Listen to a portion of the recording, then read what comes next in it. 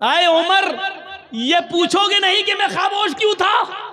मैं खामोश इसलिए था कि जब तुमने मुझसे अपनी बेटी के निकाह की बात की, उससे कुछ ही दिन पहले मुहम्मदुर रसूलुल्लाह मुझसे आपकी बेटी हफ्सा के निकाह की बात कर चुके थे।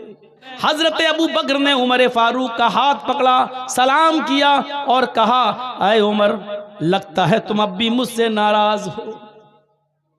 हजरत उमर ने कहा, जी। अब जवाब सुनिए। जी। आप खामोश रहे। उस्मान ने मना कर दिया, मुझे इतनी तकलीफ नहीं हुई। मौलाना जर्जिस अंसारी के बयानात सुनने के लिए मौलाना साहब के ऑफिशियल यूट्यूब चैनल मौलाना जर्जिस अंसारी स्पीचेस को सब्सक्राइब करें। इस इस्लाम के अंदर आज उस इस्लाम के मानने वालों ने शादियां कितनी मुश्किल बना दी हैं। जब तक एक बाइक नहीं दोगे, अब तो हराम खोर अपाचे मांगने लगे हैं, यामा मांगने लगे हैं, बुलेट मांगते, बुलेट दो। अरे इस इंटरनेशनल भिखारी को शर्म भी नहीं आती है लड़की के बाप से मांगने में। कहता है बुलेट चाहिए।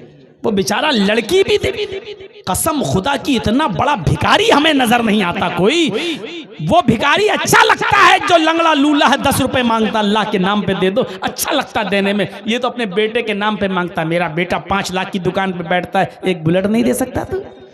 बेटे के नाम पे मांगता है। इंटरनेशनल भिखारी, इंटरनेशनल बिगर। जरा सोचो हमने कितना मुश्किल बना दिया शादी को। कुछ लोग तो इतने बड़े हो गए, मैं बहुत पैसे वाला आदमी हूं, जमीन और जायदाद मेरे पास है, मेरी खूबसूरत बेटी, मैं क्यों जाऊं अपनी बेटी का रिश्ता देखने? जरूरतमंद खुद आएंगे। मैं बेटी का बाप, अमीर बाप, बेटी का बाप, मैं नहीं जाऊंगा रिश्ता मांगने। और कुछ लड़के इतने अमीर बाप, मेरा बेटा बीएससी सीए कर चुका है, बैंक में सर्विस है, मैं क्यों जाऊं लड़की वाले के घर दरवाजे पर मैं भीख मांगूंगा? नहीं, लड़की वाले खुद आए मेरे बेटे के साथ निकाह। ये नाक का मसला बना हुआ है। सवाल ये पैदा होता है कि शादी में लड़की वाले को पैगाम देना है या लड़के वाले को? मान लो जर्जी साहब की एक बेटी है, तो बेटी के लिए जर्जी साहब रिश्ता ढूंढे, या जर्जी साहब का बेटा है तो बेटे के लिए जर्जी साहब लड़की वाले के घर जाएं। ये एक बड़ा मसला है कि कौन रिश्ता देखे, लड़की वाला या लड़के वाला। आओ आज इस मसले को भी थोड़ा सा हल कर देता हूं, इसको भी समझ लीजिए। आज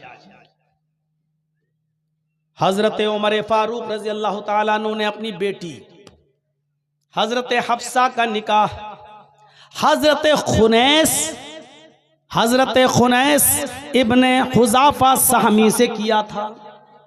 हजरत हफ्सा हजरत उमर की बेटी थी और दामाद कौन है? खुनैस।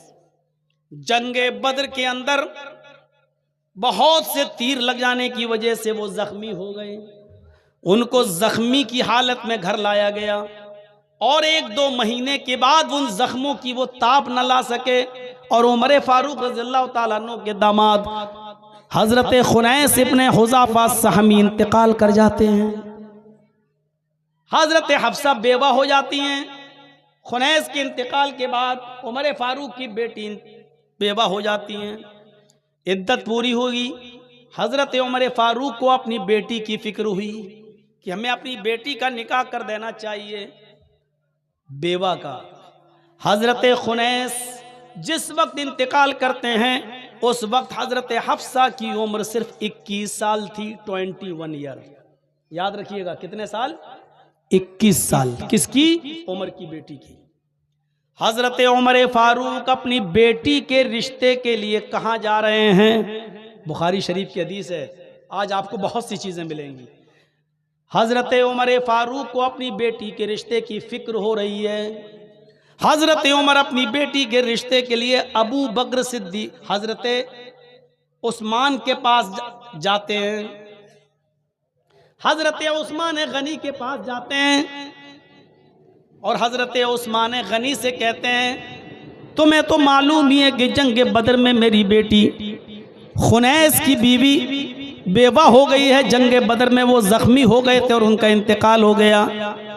आए उस्मान, मैं अपनी बेटी का निकाह तुमसे करना चाहता हूँ, क्या तुम मेरी बेटी के साथ निकाह करोगे? हज़रत उस्मान गनी ने कहा मैं मशवरा करता हूँ, घर पे जाता हूँ, मशवरा करता हूँ और फिर बताता हूँ। दूसरे खलीफा कौन है? उमर, और तीसरे खलीफा कौन है? उस्मान। तो मकाम और मर्तबे में उमर से छोटा दर्जा था उस्मान का, लेकिन हजरत उमर अपनी बेटी के लिए अपने से कम दर्जे के इंसान के पास जा रहे हैं। ये नहीं सोच रहे हैं कि मेरी नाक कट जाएगी, हम अपने से नीचे इंसान को कैसे पैगाम दें, ये नहीं सोच रहे हैं, निकाह का पैगाम देते हैं। उन्होंने कहा मैं मशवरा करता हूँ। कुछ दिनों के बाद दोनों की फिर मुलाकात होती है। आए उस्मान, मैंने अपनी बेटी के निकाह के बारे में कहा था, तुमने क्या सोचा? हजरत उस्मान ने मना कर दिया और कहा कि घर में मशवरा नहीं हो पा रहा है, लिहाजा मैं नहीं कर पाऊंगा। हजरत उमर चले आए, बुरा नहीं लगा, भाई जबरदस्ती थोड़ी है, नहीं करना, मना कर दिया। फिर हजरत अबू बकर सिद्दीक के पास गए। पहले खलीफा कौन है? अबू बकर, यानी मकाम में उमर से बड़े। लेकिन हजरत उमर फारूक ने ये नहीं सोचा कि अपने से बड़े मकाम वाले आदमी के पास क्यों जाऊं। गए, कहा कि मेरी बेटी बेवा हो चुकी है, उम्र 21 साल है, मैं अपनी बेटी हफ्सा का निकाह तुम्हारे साथ करना चाहता हूं। हजरत अबू बकर सिद्दीक खामोश रहे, कुछ नहीं बताया, बोले ही नहीं, ना हाँ ना ना। हजरत उमर फारूक फरमाते हैं कि मुझे उस्मान गनी के इनकार से, उनके मना करने से इतनी तकलीफ नहीं हुई जितनी तकलीफ मुझे अबू बकर की खामोशी से हुई। उस्मान ने कम से कम मना तो कर दिया, लेकिन अबू बकर ने नहा का नन्ना का मुझे बीच में लटका दिया। अरे करना था तो हाँ कह देते और नहीं करना था तो मना कर देते, लेकिन मुझे बीच में फंसा दिया। मुझे हजरत अबू बकर की खामोशी से बहुत तकलीफ हुई। अबू बकर सिद्दीक ने निकाह नहीं किया, मना भी नहीं किया और हाँ भी नहीं किया। इधर जब इद्दत पूरी हुई तो कुछ दिनों के बाद अल्लाह के नबी जनाब मोहम्मद रसूलुल्लाह उमर फारूक के पास आए और कहा, आए उमर, आपकी बेटी बेवा हो गई हफ्सा, खुनैस जंगे बदर में जख्मी हो गए और बाद में उनका इंतकाल हो गया। आप अपनी उस बेटी को अपने घर में क्यों रखेंगे? मैं आपकी बेटी के साथ निकाह का पैगाम देता हूँ, आप अपनी बेटी का निकाह मेरे साथ कर दीजिए। हजरत उमर फौरन तैयार हो गए और अपनी बेटी हफ्सा का निकाह मुहम्मदुर रसूलुल्लाह सल्लल्लाहु अलैहि वसल्लम के साथ कर दिया। मुहम्मदुर रसूलुल्लाह मकाम में सबसे ऊंचे, लेकिन इसके बावजूद रिश्ता मांग रहे हैं। हजरत उमर से खुद बेटी का हाथ मांग रहे हैं, ये नहीं सोच रहे हैं कि उमर मकाम में हमसे नीचे हैं, हम इनसे क्यों मांगें। और लड़के खुद अल्लाह के नबी हैं और बेटी के बाप से डायरेक्ट हाथ मांग रहे हैं कि अपनी बेटी का निकाह मेरे साथ कर दो। और हजरत उमर फारूक ने अपनी बेटी का निकाह कर दिया। जब निकाह हो गया और हफ्सा मुहम्मद रसूलुल्लाह के पास चली गई, उसी वक्त उमर फारूक ने, हजरत अबू बकर ने उमर फारूक का हाथ पकड़ा, सलाम किया और कहा, अय उमर, लगता है तुम अब भी मुझसे नाराज हो। हजरत उमर ने कहा, जी। अब जवाब सुनिए, जी। आप खामोश रहे, उस्मान ने मना कर दिया, मुझे इतनी तकलीफ नहीं हुई, लेकिन आप खामोश रहे इसलिए मुझे तकलीफ हुई। हजरत अबू बकर सिद्दीक ने कहा, ये जानोगे नहीं, ये जानोगे नहीं कि मैं खामोश क्यों था। देखिए, किसी के बारे में बुरा गुमान फौरन नहीं रख लेना चाहिए जब तक तहकीक ना कर लो। आए उमर, ये पूछोगे नहीं कि मैं खामोश क्यों था। मैं खामोश इसलिए था कि जब तुमने मुझसे अपनी बेटी के निकाह की बात की, उससे कुछ ही दिन पहले मुहम्मदुर रसूलुल्लाह मुझसे आपकी बेटी हफ्सा के निकाह की बात कर चुके थे कि उमर फारूक की बेटी हफ्सा का निकाह मैं अपने साथ कर लूंगा, अभी उसकी इद्दत पूरी हो जाने दो, अभी उमर फारूक को गम होगा, उनको कुछ संभल जाने दो। तो अल्लाह के रसूल निकाह का इरादा कर चुके थे, इसलिए मैं ना हाँ कह सकता था नन्ना। तो हजरत उमर ने कहा फिर तुमने बताया क्यों नहीं था मुझे? तो कहा कि अल्लाह के रसूल ने ये बात सिर्फ मुझसे की थी, किसी और से नहीं। तो ये नबी के राज की बात थी जो मैं जाहिर नहीं कर देना चाहता था। मैं नबी के दिल की बात अपने दिल में रखे हुए था, मैं नहीं चाहता था कि उसको मैं जाहिर करूं, मैं बताऊं। इसलिए मैं आपकी बेटी से हाँ और ना शादी के बारे में कुछ नहीं कह सका, क्योंकि नबी जाहिर कर चुके थे और मैंने इसलिए उसको जाहिर नहीं किया क्योंकि मैं नबी अकरम के राज को फाश नहीं करना चाहता था। इस वाक़े को कहां कहां फिट बिठा लोगे आप? इस हदीस से कितने मसले निकालोगे आप? पहला मसला, हजरत उमर बेटी के बाप हैं, बेटी का बाप भी दीनदार लड़का अपनी बेटी के लिए देख सकता है। दूसरा मसला, नबी अकरम ने खुद अपने निकाह का पैगाम लड़की के बाप को दिया उमर को, यानी लड़का खुद किसी लड़की के बाप से उसकी बेटी का हाथ मांग सकता है। मेरे भाइयों, लड़का खुद किसी लड़की से कह सकता है कि मैं तुमसे शादी करना चाहता हूं। जैसे हजरत उम्मे सलमा, अबू सलमा के इंतकाल के बाद अब उम्मे सलमा की जब इद्दत पूरी हुई तो अल्लाह के रसूल उम्मे सलमा के घर गए और कहा अबू सलमा का इंतकाल हो चुका है, इद्दत तुम्हारी पूरी हो चुकी है, मैं तुमसे निकाह करना चाहता हूं। हजरत उम्मे सलमा ने कुछ शर्तें लगाई। अल्लाह के रसूल, आपका निकाह का पैगाम आए और मैं इनकार कर दूं, ऐसा तो हो नहीं सकता।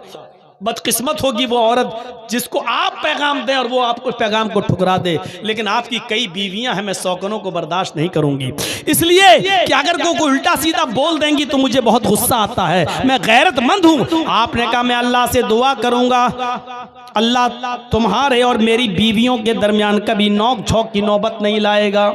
कहा अल्लाह के नबी, मेरी दूसरी शर्त ये है कि मैं अब बच्चे पैदा करने के लायक नहीं, यानी शादी जिस मकसद से की जाती है मैं उस उम्र के उस दहलीज को क्रॉस कर चुकी हूँ, यानी जो मकसद होता है शादी का।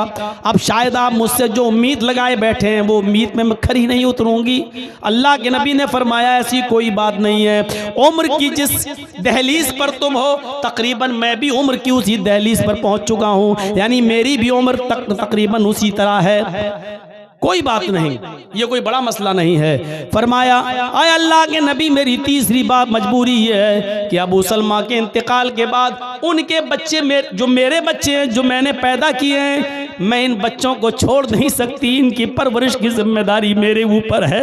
अगर मैं आपसे निकाह करूं और आपकी शर्त यह है कि बच्चे कहीं और दे दो तो मैं इन बच्चों को छोड़ नहीं सकती, क्योंकि इन बच्चों की पढ़ाई लिखाई, इनका पालना पोसना, इनकी तालीम और तरबियत मेरे जिम्मे है, मैं इन बच्चों को नहीं छोड़ सकती। आपने फरमाया उम्मे सलमा, तुम्हें बच्चे छोड़ने की जरूरत नहीं, जब तुम मुझसे निकाह कर लोगी तो तुम्हारे ये बच्चे मेरे बच्चे होंगे और इनकी किफालत की जिम्मेदारी, इनकी परवरिश की जिम्मेदारी मेरे ऊपर है। तो अल्लाह के रसूल ने डायरेक्ट उम्मे सलमा को पैगाम दिया। ये हदीस बतला रही है कि लड़का डायरेक्ट किसी लड़की को पैगाम दे सकता है कि मैं तुमसे शादी करना चाहता हूं। लड़की भी अपनी मर्जी बता सकती है कि ठीक है, लड़की अपनी मर्जी से शादी कर सकती है, लेकिन अपने वली, अपने पेरेंट्स की इजाजत के बगैर नहीं कर सकती है। और बाप, लड़की का वली अपनी जिद और अपनी जबरदस्ती से अपनी बेटी का निकाह कहीं भी करा सकता नहीं, कहीं भी नहीं करा सकता। वो ये चाहे कि मैं जहां चाहूं वहां कर दूं, मेरी बेटी की मर्जी नहीं, फिर भी अगर लड़की का बाप ऐसा कर रहा है तो वो जुर्म कर रहा है। लड़की का बाप अपनी जबरदस्ती, अपनी मर्जी से लड़की का निकाह जहां करना चाहे नहीं कर सकता है। लड़की की इजाजत जरूरी है। लड़की जहां चाहे वहां शादी कर सकती है, लेकिन बाप की, वली की इजाजत जरूरी है। और बाप अपनी बेटी का निकाह जहां चाहे वहां कर सकता है, न कर सकता ऐसा नहीं है जब तक कि लड़की तैयार ना हो। मेरे भाइयों, बाप के लिए जरूरी है कि अपनी बेटी से पूछे कि मैं जहां रिश्ता कर रहा हूं वहां तुम्हें पसंद है या नहीं। अगर बेटी कहती है हाँ तो करे, बेटी कहती है नहीं तो फिर ना करे। करे। और बेटी अगर कहीं शादी करना चाह रही है और बाप तैयार नहीं है तो बेटी भी अपनी मर्जी से उससे शादी अपनी मर्जी के मुताबिक नहीं कर सकती है कि भाग जाए और कोर्ट मैरिज कर ले या किसी और को अपना बाप बना ले और एक किराए का मौलवी मिल जाए और निकाह पढ़ा दे। ऐसा नहीं हो सकता। जब तक के बाप है, चचा है, भाई है, ये वली बनेंगे और यही इजाजत देंगे। और जब तक इनकी इजाजत नहीं होगी निकाह नहीं होगा। बाप ने इजाजत नहीं दी, लड़की भाग गई लड़के के साथ, दूसरे गांव में चली गई। वहां एक बुढ़ा हाजी बैठा है, उसने कहा बेटा कोई बात नहीं, मैं तुम्हारा बाप हूं। मौलवी साहब आए, निकाह पढ़ाया, हाँ मैंने अपनी बेटी मान लिया है, पढ़ा दिया। वो मौलवी भी गुनाहगार, निकाह पढ़ाने वाला भी गुनाहगार, वो हाजी भी पाजी है वो गुनाहगार। और वो दोनों जब तक रहेंगे हराम कारी करते रहेंगे और जितने बच्चे पैदा होंगे सब हरामी और नाजायज बच्चे पैदा होंगे। जाओ मैंने कह दिया जो कहना है। और समाज में ऐसी जितनी लड़कियां हैं वो सब हराम कारी की मुर्तकिब हैं, चाहे वो जलसे में आई हो या ना आई हो, चाहे वो आपके इलाके में रहती हो या ना रहती हो। अगर उन्होंने अपनी मर्जी से अपने माँ बाप की इजाजत के बिना निकाह किया है तो वो हराम कारी की जिंदगी गुजार रही हैं, हराम कारी की जिंदगी गुजार रही हैं। कोर्ट मैरिज एक सर्टिफिकेट तो हो सकता है आपके रहने का, लेकिन हलाल नामा नहीं हो सकता है। इसलिए कोर्ट मैरिज की शादी को इस्लाम नहीं मानता है। मेरे भाइयों, शादी वही है जो चंद लोगों के बीच में समाज के सामने माँ बाप की इजाजत के बाद, लड़की के पहले सिग्नेचर के बाद में लड़के का निकाह हो, यह शादी मोतबर मानी जाती है। इसके अलावा कोई शादी मोतबर नहीं। अल्लाह के नबी डायरेक्ट उम्मे सलमा को पैगाम दे रहे हैं। और लड़की भी अगर किसी लड़के से चाहे तो कह सकती है कि मैं तुमसे शादी करना चाहती हूँ, तुम्हारी क्या राय है? दलील, अल्लाह के नबी के पास एक औरत आई और कहती है कि अल्लाह के रसूल मैं आपसे निकाह करना चाहती हूँ। आप खामोश हो गए।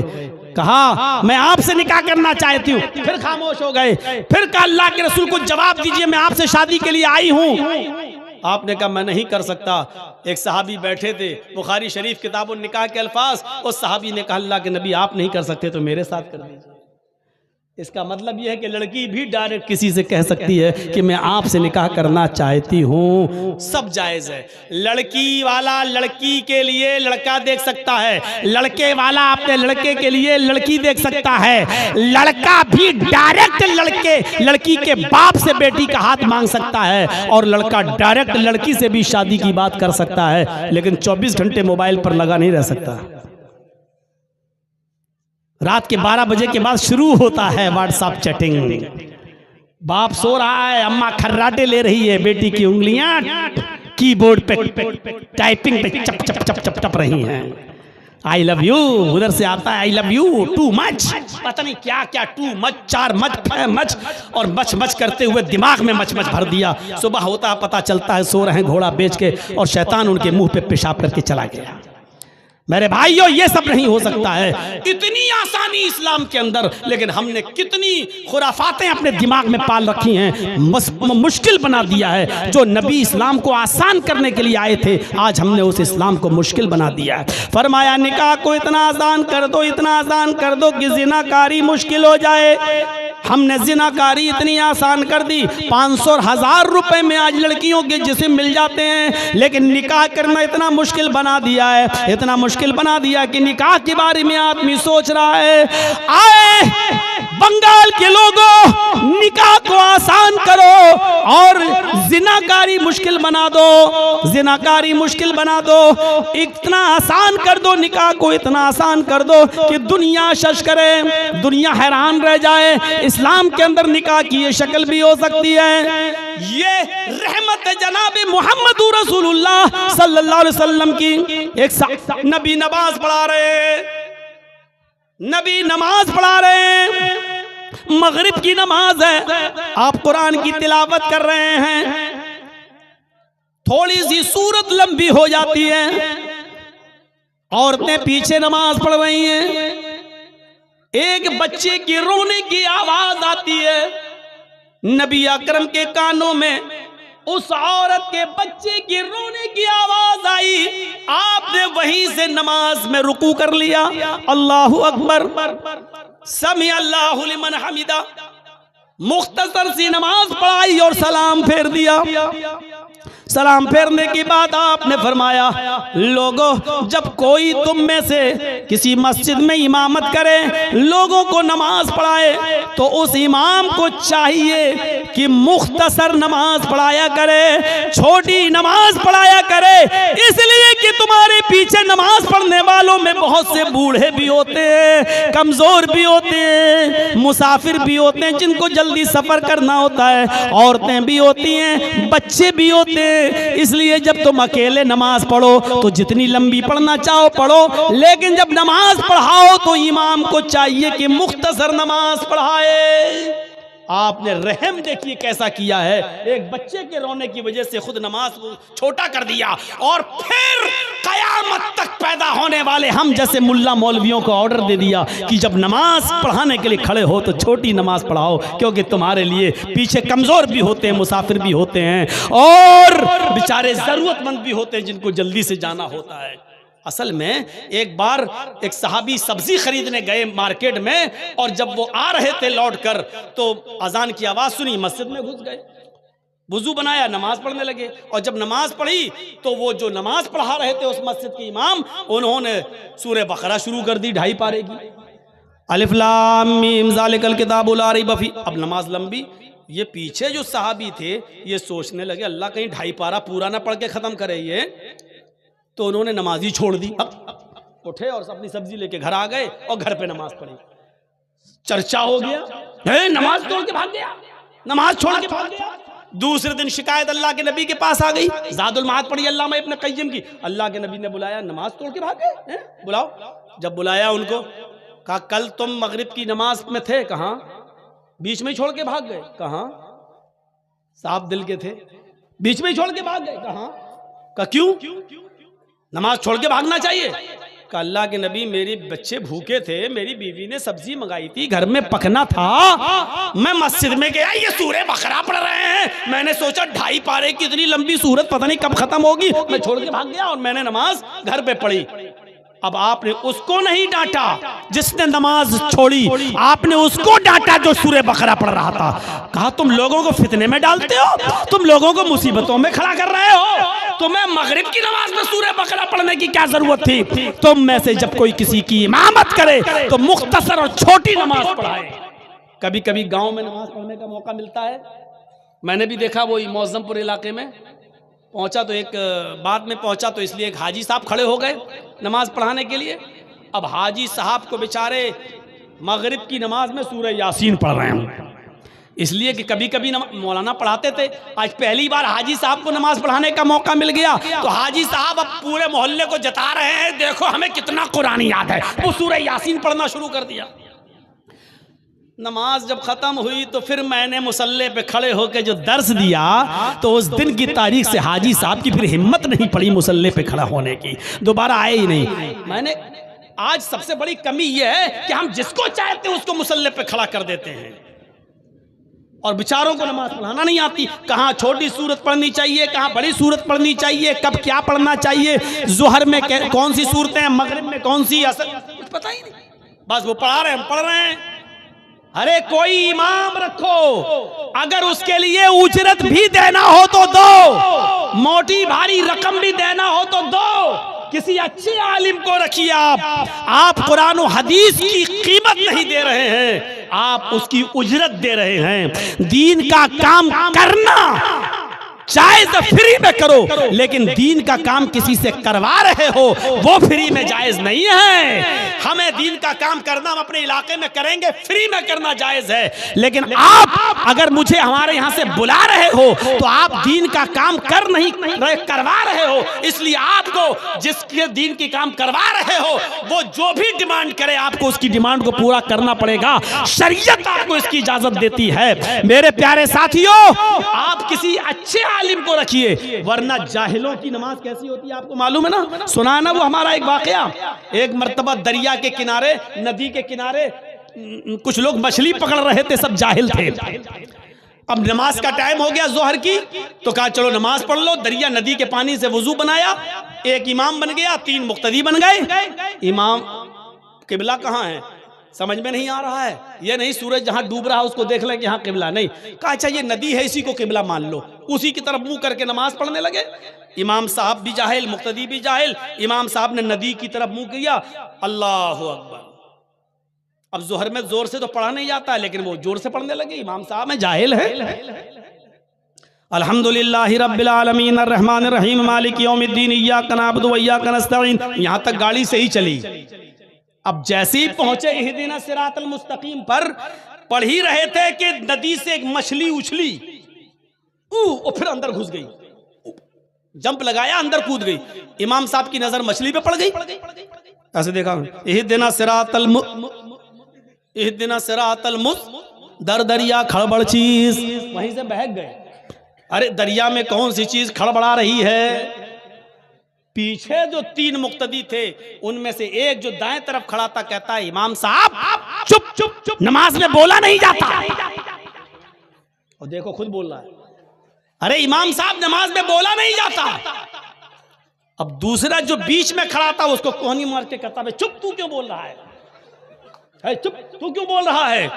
तीसरा जो लास्ट में खड़ा था कहता, अल्लाह तेरा लाख लाख शुक्र के मैं नहीं बोला।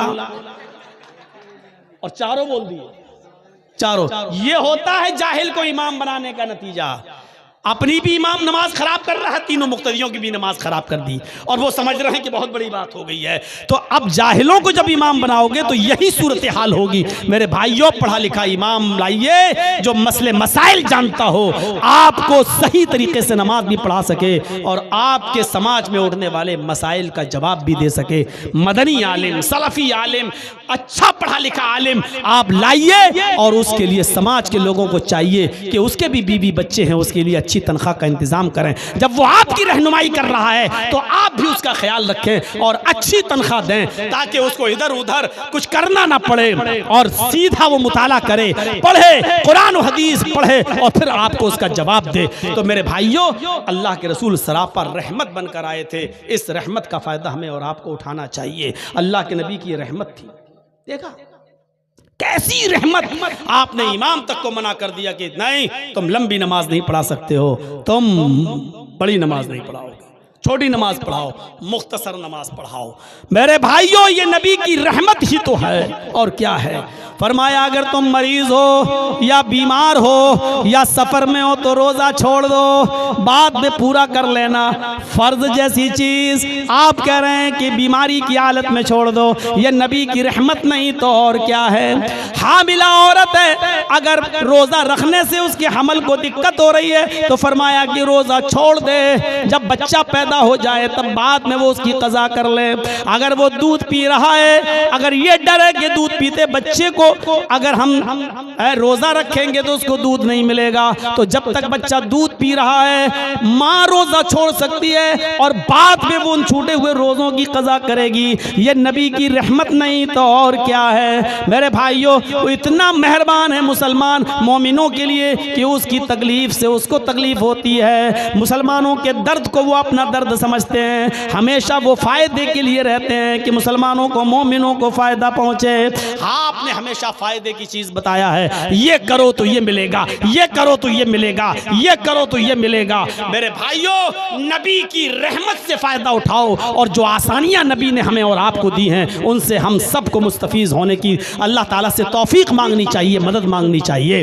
तो ये तकरीबन 1.25 घंटे का खिताब मैंने आपके सामने नबी की रहमत के ताल्लुक से किया है। हम सबको नबी की रहमत से मुस्तफीज होना चाहिए और मुआशरे में ऐसा माहौल बनाना चाहिए समाज में कि हम कोई भी चीज़ किसी के लिए मुश्किल और दुश्वारी पैदा ना करें किसी के लिए। देखिए एक चीज़ और सुन लीजिए, देखिए कैसी रहमत है नबी की। कहा इमाततुल अज़ा अनित तरीक़, रास्ते में एक पत्थर पड़ा है, केले का छिलका पड़ा है, मेरे नबी की रहमत को ये भी गवारा नहीं है कि ये पड़ा रहे। फरमाया अगर तुम पक्के सच्चे मोमिन हो, गाड़ी पर बैठ के जा रहे हो और केले का छिलका नजर आ जाए तो अपनी बाइक रोक दो, पहले केले के छिलके को हटाकर रास्ते से फेंक दो। पत्थर पड़ा है तो उसको हटाकर फेंक दो।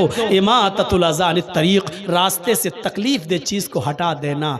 ये किसको, इसको क्या कहा है? अल ईमान बिज़्उन व सबूना शुअबतन, ईमान के जो बहुत से ब्रांच शोबे उनमें से एक ये भी है, यानी तकलीफ दे चीज को रास्ते से हटा देना ईमान बताया है। ईमान से जोड़ दिया। ये नहीं कहा कि अरे हिंदुओं की बस्ती है, पड़ा रहने दो पत्थर, मरेंगे तो वो मरने दो, चल, नहीं, ये नहीं कहा। अरे बुढ़ा फिसलेगा, हिंदू है, फिसलने दो, मरने दो, नहीं नहीं, ये नहीं कहा। बल्कि कोई भी गुजरे वो तुम्हारा भाई है, माँ बाप सबके एक हैं, तुम सब आदम और हव्वा के बेटे हो। इंसानियत जिंदा रहनी चाहिए, अगरचे वो तुम्हारे मजहब को नहीं मानता लेकिन इंसान तो है, और इंसानियत का तकाजा यह है कि उसके ऊपर रहम करो। अल्लाह ताला ने, अल्लाह के नबी ने क्या कहा? इरहमू मन फिल अर्ज़, तुम उन पर रहम करो जो जमीन पर हैं, जो जमीन पर हैं। यरहमुकुम मन फिस समा, तुम्हारे ऊपर वो रहम करेगा जो आसमान में है। यानी तुम जमीन वालों पर रहम करो, आसमान वाला तुम्हारे ऊपर रहम करेगा। और जमीन वालों में हिंदू भी हैं, मुसलमान भी हैं, सिख भी हैं, ईसाई भी हैं, जानवर भी हैं, पेड़ पौधे भी हैं, दरख्त भी हैं, हैवानात भी हैं, नबातात भी है, जमादात भी है। तुम इन सब जमीन वालों पर रहम करो, आसमान वाला तुम्हारे ऊपर रहम करेगा। मेरे भाइयों, ये रहमत का ताल्लुक था जो मैंने आपके सामने रखा है। कल जंगीपुर में खिताब है, सुन रहे हैं वो लोग, बहुत लंबा चौड़ा स्टेज बना रहे हैं 50 फीट का। अल्लाह जाने क्या उनका मकसद है।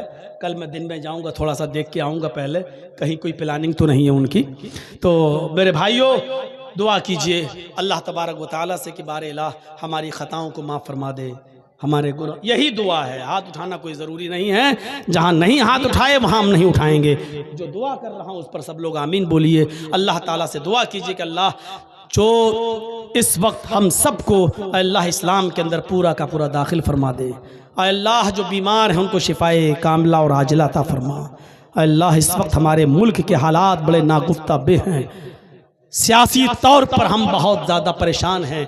इलाहुल आलमीन, जितनी दुआएं हो रही हैं कबूल नहीं हो रही हैं, शायद इसमें हमारे आमाल की कमज़ोरी है। ऐ अल्लाह, हमारे ऊपर ईमानदार और सच्चे हुक्मरानों को मुसल्लत फरमा दे। ऐ अल्लाह, हमारे मुल्क को फिर से जन्नत बना दे।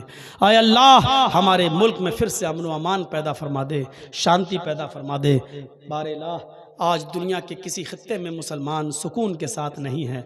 ऐ अल्लाह, हर जगह हमको इस्लाम पर अमल करने वाला बना दे, और फिर उसके नतीजे में हर जगह अल्लाह हम मुसलमानों के अंदर सुकून और शांति पैदा फरमा दे।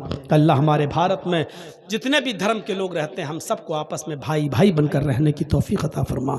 हमारे मुल्क की हिफाजत फरमा, हमारे देश की हिफाजत फरमा।